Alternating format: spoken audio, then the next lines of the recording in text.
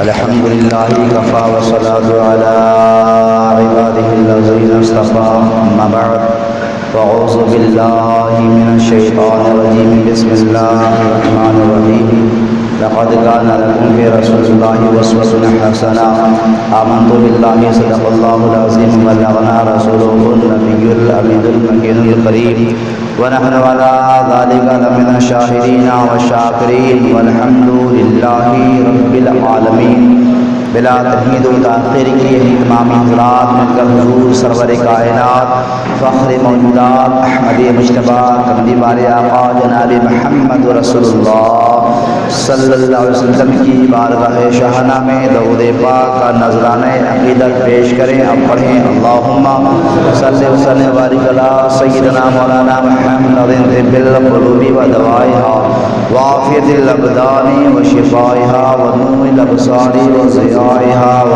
آلہ و صحبہ دائما ابدا۔ ہمیں کرنی ہے شہنشاہی بقا کی رضا جوئی، وہ اپنے ہو گئے تو رحمت پروردگار اپنی، طریقہ مصطفیٰ کو چھوڑنا ہے وجہ بربادی، طریقہ مصطفیٰ کو چھوڑنا ہے وجہ بربادی، اسی سے قوم دنیا میں ہوئی بے اقتدار اپنی۔ معزز سامعین کرام، حضور صلی اللہ علیہ وسلم کی زندگی ہمارے لیے نمونہ عمل ہے۔ اگر ہم انسان اللہ رسول کی نظر میں محبوب و مقبول ہونا چاہتے ہیں، اگر دونوں جہان میں سرخرو ہونا چاہتے ہیں، دونوں جہان میں اگر کامیاب و کامران ہونا چاہتے ہیں، ہمارے لیے ضروری ہے کہ حضور صلی اللہ تعالیٰ علیہ وسلم کے طریقے کو اپنا لے، ان کی اسوہ حسنہ کو اپنا لے، حضور صلی اللہ علیہ وسلم کی سیرت مبارکہ کو اپنا لے۔ اس لیے اللہ تعالیٰ نے فرمایا لقد کان لکم فی رسول اللہ اسوۃ حسنہ، کہ حضور صلی اللہ علیہ وسلم کی زندگی ہمارے لیے نمونہ عمل ہے، یعنی حضور صلی اللہ علیہ وسلم نے جو ہمیں طریقہ دیا ہے دنیا کے تمام طریقوں میں بے مثال ہے، تمام طریقوں میں افضل و اعلیٰ ہے۔ میرے آقا علیہ السلام کی زندگی مبارکہ کی 63 سالہ آپ زندگی پڑھیں تو ہر لمحہ ہر پہلو حضور صلی اللہ علیہ وسلم کا بے مثال نظر آئے گا، لاجواب نظر آئے گا۔ آج اگر ہم اسی طریقے مصطفیٰ کو اپنا لیے ہوتے تو یہ ایسی جو صورت آج بنی ہوئی حالات جو خراب بنا ہوا ہے، یہ حالات ایسا نہیں آتا۔ آج اگر ہمارے اوپر حالات خراب ہو رہے ہیں تو صرف ایک وجہ ہے کہ ہم نے طریقہ مصطفیٰ کو چھوڑ دیا۔ اسی لیے کہنے والے کہا کہ طریقہ مصطفیٰ کو چھوڑنا ہے وجہ بربادی، اسی سے قوم دنیا میں ہوئی بے اقتدار اپنی۔ اگر ساری دنیا پر ہم حکومت کرنا چاہتے ہیں، اگر ہم غالب ہونا چاہتے ہیں، کامیاب ہونا چاہتے ہیں تو طریقہ مصطفیٰ کو ہم اپنا لے، دنیا میں بھی کامیاب ہو جائیں گے، آخرت میں بھی ہم کامیاب ہوتے ہوئے نظر آئیں گے۔ ہم نے وہ زندگی آپ کو سنائی تھی، حضور علیہ السلام کا بچپنا سنایا تھا، جب حضرت حلیمہ کے گھر یہ واقعہ پیش آیا تھا کہ حضور صلی اللہ علیہ وسلم کے سینہ مبارکہ کو جب ایک جگہوں پہ کچھ نورانی مخلوق نے چاک کیا تھا اور دل سے کچھ نکال کر اللہ کے حکمت و نور کے خزانے اس میں بھر دیے گئے، تو وہ منظر دیکھ کر گھبرا گئی تھی۔ حضور صلی اللہ تعالیٰ علیہ وسلم کو حضرت حلیمہ حضرت آمنہ کے گھر چھوڑ آئی۔ حضور صلی اللہ علیہ وسلم حضرت آمنہ گھر یعنی اپنے اماں کے گھر واپس آ گئے ہیں۔ اب ان کی خدمت کے لیے حضور صلی اللہ علیہ وسلم کے والد محترم کی ایک باندی جس کا نام ام ایمن تھا، ان کی خدمت کے لیے مقرر ہو گئی۔ ہر لمحہ ام ایمن حضور صلی اللہ علیہ وسلم کا خیال کرتی تھی، کھانا اپنے ہاتھوں سے کھلاتی، کپڑا اپنے ہاتھوں سے پہناتی، جتنا پرورش ہوتا تھا، جتنی خدمت کرنی ہوتی تھی حضرت ام ایمن ان کے ساتھ کیا کرتے تھے۔ یعنی ہر لمحہ ان کے ساتھ میرے آقا علیہ الصلوۃ و تسلیم تسلیم رہا کرتے تھے اور کھانا پینا سونا جاگنا پہنانا اڑانا جتنا کچھ کام ہوا کرتا تھا حضرت ام ایمن کیا کرتے تھے. حضور صلی اللہ علیہ وسلم کی انہوں نے بہت خدمت کی ہے, بے مثال کی خدمت کی ہے. آپ ان کی اگر ایک تاریخ پڑھیں گے ام ایمن کی تو لاجواب تاریخ ملے گی. وہ بھی مذہب اسلام میں داخل ہو گئے تھے اور حضور صلی اللہ علیہ وسلم کی ہر لمحہ پر حضرت ام ایمن جو ہے مدد کرتی ہوئی نظر آئی ہیں. غور کرو دیوانو, حضور صلی اللہ علیہ وسلم کا بچپنا, میرے آقا علیہ الصلوۃ والتسلیم کی والدہ جب اپنے بیٹے یعنی محمد کو لے کر حضور صلی اللہ علیہ وسلم کے والد محترم دادا کے ننیحال کے رشتہ داروں سے ملنے کے لیے مدینہ کی طرف جا رہی ہیں یا اپنے شوہر کے قبر مبارک کی زیارت کے لیے تشریف لے جا رہی ہیں. حضرت آمنہ تو میرے آقا بھی ان کے ساتھ ہیں اور حضرت ام ایمن بھی ہیں. روایتوں میں آتا ہے کہ واپسی میں مقام ابوا میں حضرت آمنہ رضی اللہ تعالی عنہا بیمار پڑ گئی. بیمار ہی نہیں بلکہ یوں کہہ لیا جائے کہ ان کا اسی مقام پر انتقال بھی ہو گیا. حضور صلی اللہ علیہ وسلم کی مختصر سی عمر 6 سال کی ہے.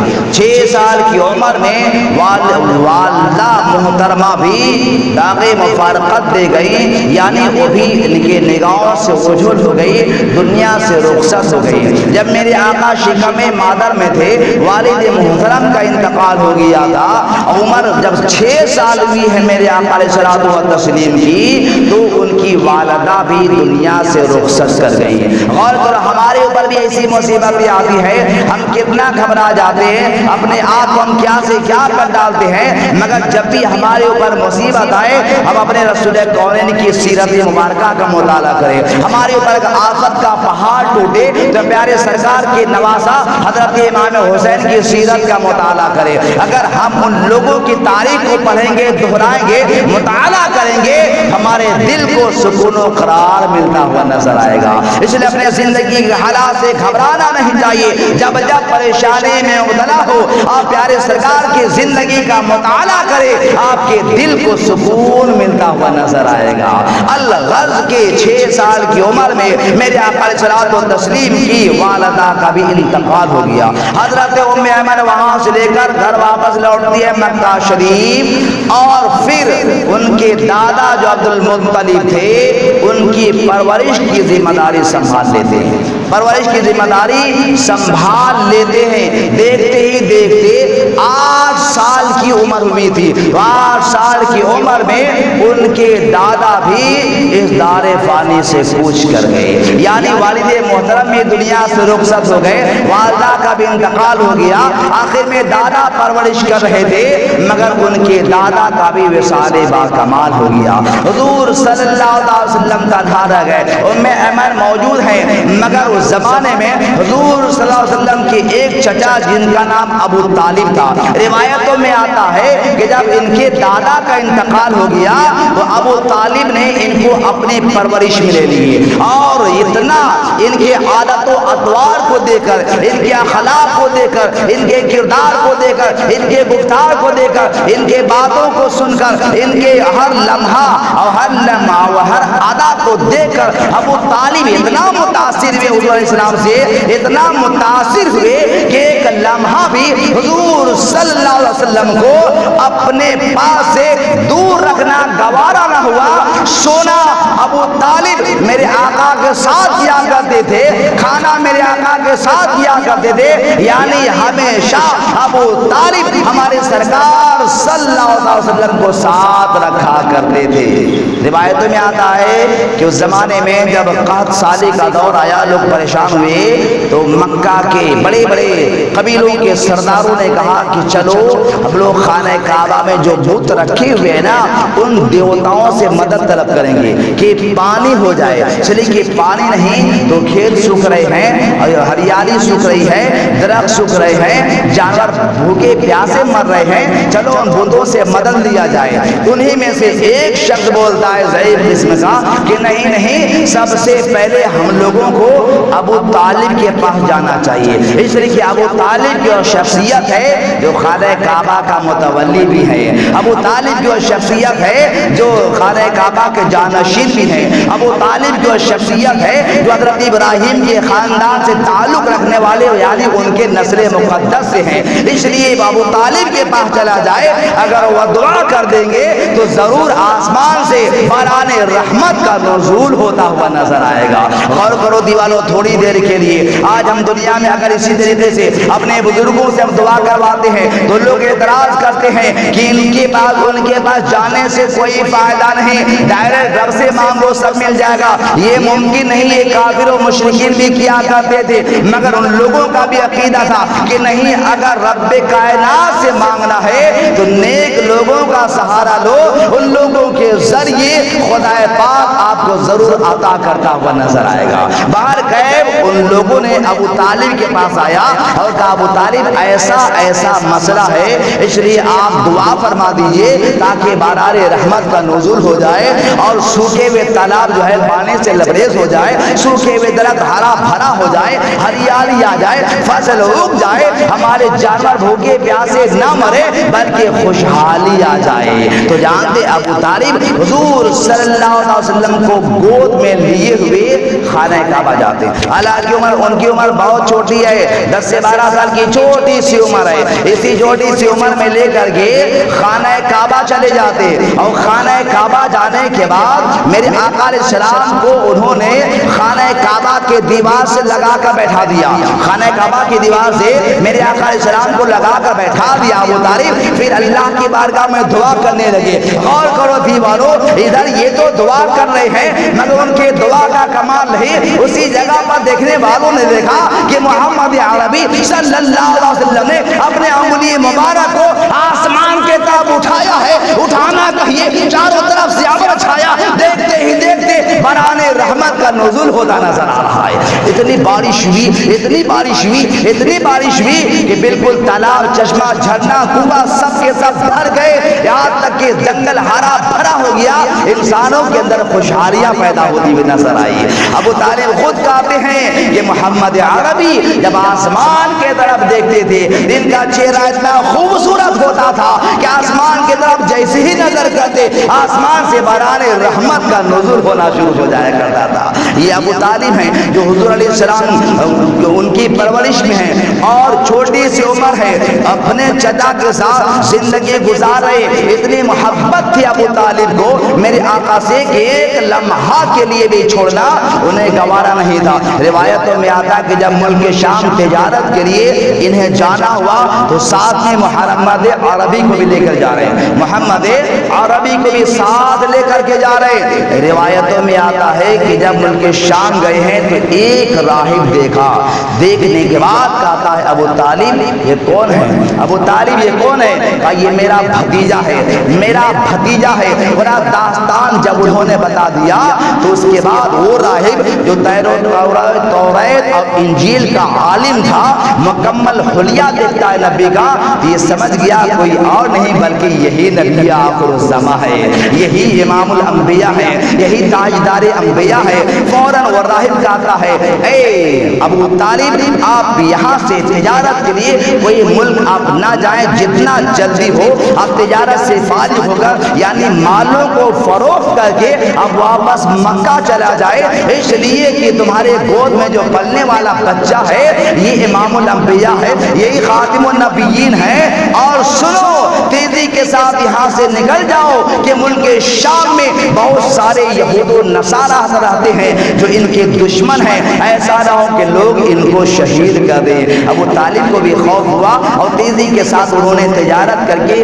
تیزی کے ساتھ واپس مکہ چلے آئے. الغرض کے اسی طریقے سے زندگی گزرتی رہی مگر اسی شہر مکہ میں رہنے والی ایک خاتون جس کا نام حضرت خدیجہ الکبریٰ ہے، میرے آقا علیہ السلام کی زندگی مبارک کا 25واں 25واں سال گزر رہا ہے. جانتے ہیں وہ خدیجہ الکبریٰ جو کہ بیوہ ہو گئی تھی مگر مال کے حساب سے بہت مالدار تھی, تجارت تو بادشاہ تھی. انہوں نے سوچا کہ میں کسی ایسے شخص کا انتخاب کروں تجارت کے لیے جو ایمانداری کے ساتھ تجارت کرے. مگر انہی میں نام محمد عربی کا آتا ہے جنہیں عرب کے لوگ امین کہہ کے پکارتے تھے, امانت دار کہہ کے پکارتے تھے, اس لیے کہ محمد عربی کے زبان سے آج تک عرب والوں نے نہ کبھی جھوٹ بولتے سنا ہے, نہ دغا دیتے سنا ہے, نہ اور لڑکوں کی طرح لہو لعب میں کھیلتے سنا ہے دیکھا ہے, بلکہ ہمیشہ یہی دیکھا ہے کہ اتنا شریف بچہ شہر مکہ کے سرزمین پر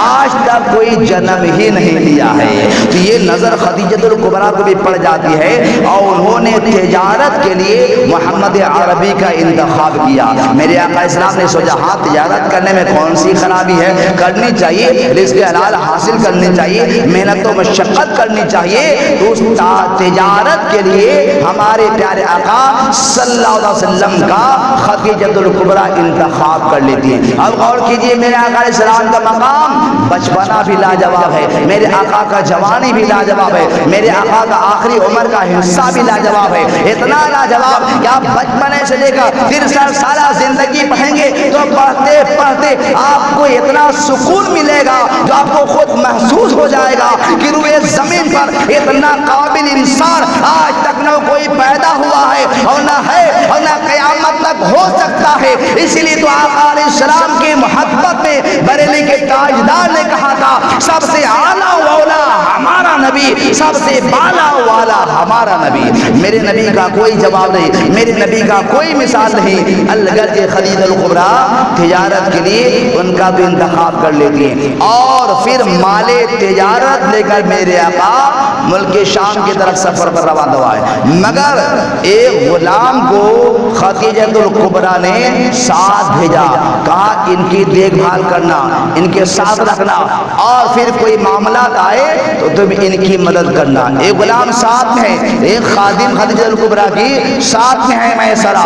چلے ہیں میرے آقا علیہ الصلوۃ والتسلیم اور دھیرے دھیرے یہ ملک شام تک پہنچے ہیں. کل کے زمانے میں لوگ ملک شام ہو, ملک یمن ہو, تجارت کے لیے زیادہ تر لوگ انہی ملکوں کا سفر کرتے تھے. بارکہ محمد عربی مال تجارت لے کر وہاں پہنچ گئے ملک شام. اور جیسے پہنچتے ہیں کہ درخت کے نیچے جا کر میرے آقا آرام فرمانے لگے. روایتوں میں آتا ہے کہ اچانک ایک راہب کی نظر پڑتی ہے. وہ راہب وہ بھی توریت کا عالم تھا, انجیل کا عالم تھا. اس غلام کو بلاتا ہے اور کہتا ہے یہ تو بتاؤ کہ یہ کون انسان ہے جس درخت کے نیچے بیٹھا ہے. وہ غلام کہتا ہے خدیجہ الکبریٰ کا غلام کہ یہ محمد عربی ہے, محمد عربی ہیں. خدیجہ الکبریٰ کا مال تجارت لے کر یہاں تجارت کے غرض سے آئے ہیں. الغرض کے پورا داستان انہوں نے سنا دیا کہ بنی ہاشم کے خاندان سے یہ تعلق رکھنے والے اپنے باپ کا یہ یتیم ہو گئے ہیں, ماں کا بھی یتیم ہو گئے ہیں, اپنے دادا کا بھی یتیم ہو گئے ہیں. ابو طالب کی پرورش میں یہاں تک پروان چڑھے. خدیجہ الکبریٰ کا مال لے کر تجارت کے غرض سے یہاں تک پہنچے ہیں. الغرض کے پورا جب حلیہ نقشہ داستان تاریخ بچپنا سب کچھ اس غلام نے بتا دیا تو راہب کہتا ہے اے انسان سنو سنو, یہ ایسا درخت ہے جس درخت کے نیچے آج تک کوئی غیر نبی انسان بیٹھا ہی نہیں ہے, بلکہ وہی انسان بیٹھا ہے جن کو اللہ تبارک و تعالیٰ نے نبی بنا کر دنیا میں مبعوث فرمایا ہے. اگر اس درخت کے نیچے یہ بیٹھے ہوئے ہیں, ہمارا عقیدہ بولتا ہے کہ اور کوئی نبی نہیں, یہی نبی آخر الزمان ہے. اور جو تاریخ میں نے توریت میں پڑھا, جو انجیل میں پڑھا, پورا نقشہ اس محمد عربی کے اندر پایا جاتا ہے. کاش ان کا زمانہ میں پاتا اور یہ اعلان نبوت فرماتے تو ان پر اپنی جان کو قربان کرنے کے لیے میں تیار ہوتا نظر آتا. تو کون کہہ رہا ہے؟ ایک راہب کہہ رہا ہے, ظاہری طور پر ایمان والا نہیں, مگر توریت و انجیل میں حضور کی تاریخ پڑھ چکا تھا, پورا حلیہ پڑھ چکا تھا. دیکھ کر کے سمجھ گیا یہی نبی آخر الزمان کی ذات ہے. اور یہ اپنے دل کا اعلان بھی کر دیا کہ اگر یہ اعلان نبوت فرماتے اور ان کے دور میں یعنی اعلان نبوت کے وقت اگر میں موجود ہوتا اور لوگ ان سے دشمنی کرتے, ان کی مخالفت میں اتر جاتے, ان کی مدد کرنے کے لیے میں بھی آگے بڑھتا ہوا نظر آتا. جانتے وہ بھی راہب کہنے لگا اے غلام اب دیر نہ کرو، جتنا جلدی ہو مال فروخت کر کے یہاں سے نکل جاؤ، اور ہمیشہ تم ان کی خدمت کرنا، ان کی مدد کرنا، کوئی پریشانی آئے ساتھ رکھنا، جتنا زیادہ ہو تم خدمت کرنا۔ اگر تم خدمت کرنے میں کامیاب ہو گئے تو گویا تم دونوں جہان میں کامیاب ہوتے ہوئے نظر آؤ گے۔ الغرض کہ حضور علیہ السلام وہاں سے چلے، ملک شام سے چلے ہیں۔ میرے آقا کی شان دیکھیے، حضرت خدیجہ الکبریٰ اپنی کوٹھی پر کھڑے ہو کر انتظار کر رہی ہیں کہ محمد عربی میرا مال تجارت لے کر کس راستے سے آ رہے ہیں، انتظار کر رہی ہیں۔ دیکھتے ہی دیکھتے خدیجہ الکبریٰ نے کیا دیکھا کہ محمد عربی مال تجارت لے کر آ رہے ہیں، مگر ان کے ساتھ ایک واقعہ پیش آ رہا ہے۔ واقعہ یہ پیش آ رہا ہے کہ دین کا وقت ہے، سورج کی روشنی کی وجہ کا بہت ہی دھوپ تیز ہے، گرمی کا زمانہ ہے، مگر محمد عربی کے سر پر دو فرشتے اپنے پروں سے سایہ کیے ہوئے ہیں۔ میرے آقا جب چل رہے ہیں تو ان کے چہرے پر، ان کے سر پر، ان کے بدن پر کوئی دھوپ نہیں بلکہ سایہ ہی سایہ ہے۔ حالانکہ دھوپ بہت تیز ہے، چاروں طرف دھوپ کی تپش ہے، مگر محمد عربی کے جسم پر کوئی دھوپ نہیں، اس لیے کہ فرشتے ان کے جسم مبارک پر سایہ کیے ہوئے۔ دیوانوں غور کیجیے، اعلان نبوت میرے نبی نہیں فرمائے، مگر اللہ کا کتنا کرم کہ فرشتے ان کی خدمت کے لیے ہما وقت موجود ہیں۔ اگر میرے آقا سفر میں ہیں تو ان کے ساتھ ہیں، میرے آقا کا دھوپ میں چل رہے ہیں تو فرشتے ان کے سروں پر سایہ کیے نظر آ رہے ہیں۔ حضرت خدیجہ الکبریٰ دیکھتی ہیں تو بہت متاثر ہوتی ہیں، اور جب وہ چلے آتے ہیں تو استقبال کرتی ہیں، اور بھی کچھ دنوں کے بعد اپنے غلام کو یہ منظر سناتی ہیں تو غلام کہتا ہے اے خدیجہ الکبریٰ آپ نے تو ایک مرتبہ دیکھا، مگر میں تو مکہ، میں تو ملک شام میں بار بار یہ منظر دیکھا ہے، ایسا ایسا واقعہ رونما ہوتے ہوئے دیکھا ہے کہ آج تک میں نے کسی کے ساتھ ایسا واقعہ نہیں دیکھا۔ اور کرو دیوانو، وہی محمد عربی کی ذات ہے۔ جب خدیجہ الکبریٰ ان سے متاثر ہو گئی، جنہوں نے نکاح کا پیغام بھیج دیا، حالانکہ نکاح کا ارادہ نہیں تھا، مگر ان کے کمال و خوبی دے کر نکاح کا پیغام بھیج دیا۔ حضور کی اس وقت عمر شریف 25 سال کی تھی، خدیجہ الکبریٰ کی عمر کم میں 40 سال کی تھی۔ غور کرو دیوانو، میرے آقا علیہ الصلوۃ والتسلیم کی بارگاہ میں جب نکاح کا پیغام بھیجا گیا تو آقا علیہ السلام کے چچا ابو طالب اور بھی دیگر حضرات جو قریش خاندان سے تعلق رکھتے تھے، اس رشتے کو انہوں نے قبول کر لیا، اس لیے کہ جس خاتون کا نام خدیجہ الکبریٰ ہے، ظاہری طور پر مال و دولت میں تو بہت ہی بے شمار تھی، مگر کردار میں بھی لاجواب تھی، کردار میں بھی پارسا تھی، ان کا چال چلن بھی پارسا تھا، اتنا پارسا کہ خدیجہ الکبریٰ کو تمام لوگ محبت اور عقیدت کی نظر سے دیکھا کرتے تھے، یعنی ان کے چال چلن کو دیکھ کر اتنا لوگ متاثر تھے کہ لوگ تمنا کرتے تھے کہ کاش اگر خدیجہ الکبریٰ ہم سے نکاح فرما لے تو ہمارا بیڑا پار ہو جائے گا، مگر خدیجہ الکبریٰ کا نکاح کرنے کا ارادہ نہیں تھا۔ محمد عربی کا یہ کمال دے کر انہوں نے ان پر قربانی دینے کے لیے تیار ہو گئے، اور پھر حضرت محمد عربی کا نکاح خدیجہ الکبریٰ سے کر دیا گیا۔ روایتوں میں آتا ہے خدیجہ الکبریٰ جب میرے آقا کے نکاح میں آئے تو تمام مال کو انہوں نے محبت رسول میں غریبوں میں تقسیم کرتے ہوئے نظر آئے۔ وہ خدیجہ الکبریٰ جتنے بھی اولاد ہیں میرے آقا کے سوائے حضرت ابراہیم کے، جتنے بھی اولاد ہیں سب حضرت خدیجہ الکبریٰ سے، حضرت فاطمہ خدیجہ الکبریٰ سے، حضرت رقیہ خدیجہ الکبریٰ سے، حضرت زینب خدیجہ الکبریٰ سے، اس طریقے سے حضور کے بیٹیاں ہوں یا بیٹے ہوں سوائے حضرت ابراہیم کے سب خدیجہ الکبریٰ سے۔ اور تاریخ یہ ملتی ہے حضور صلی اللہ علیہ وسلم کی 50 سال عمر شریف ہو گئی، اس 25 سال کے اندر 25 سال میں تو نکاح فرمایا اور 25 سال خدیجہ الکبریٰ کے ساتھ زندگی گزارے، مگر میرے آقا ان سے اتنا محبت کرتے اور خدیجہ میرے آقا سے اتنی محبت کرتے کہ 25 سالہ زندگی میں انہوں نے دوبارہ نبی نے نکاح فرمان نہیں فرمایا، یعنی 50 سال عمر شریف ہو گئی مگر میرے آقا نکاح نہیں فرمائے، صرف حضرت خدیجہ الکبریٰ ہی نکاح میں ہے۔ ان کے وصال کے بعد پھر آقا علیہ السلام نے اور عورتوں سے نکاح فرمایا۔ حضور صلی اللہ علیہ وسلم کی مبارک زندگی سے ہم مسلمانوں کو یہ درس لینا چاہیے، ہمیں یہ پیغام لینا چاہیے، یہ سبق لینا چاہیے کہ ہم زندگی گزارے تو نبی کے طریقہ کو نگاہوں کے سامنے رکھ کر زندگی گزارے، تجارت کرے تو نبی کے طریقے مبارک کو نظر کے سامنے رکھ کر تجارت کرے، اگر ہم شادی بیاہ کرے حضور علیہ السلام کے طریقے کو نگاہوں کے سامنے رکھ کر ہم شادی بیاہ کریں، زندگی کا ہر لمحہ حضور علیہ الصلوۃ والتسلیم کے اسوہ حسنہ اور ان کی مبارک زندگی کو نگاہوں کے سامنے رکھ کر ہم زندگی گزارے کہ طریقے مصطفیٰ پہ اگر ہم چل کر زندگی گزارتے ہیں، ایسے زندگی گزارنے والے یہاں بھی کامیاب ہو جاتے ہیں، وہاں بھی کامیاب ہو جاتے ہیں کہ محمد سے وفا تو نے ہم تیرے ہیں، یہ جہاں چیز ہے کیا لوح و قلم تیرے ہیں۔ اللہ تعالیٰ ہم تمام مسلمانوں کو حضور صلی اللہ علیہ وسلم کے اسوہ حسنہ کو اپنانے کی توفیق عطا فرما۔ وما علینا الا البلاغ۔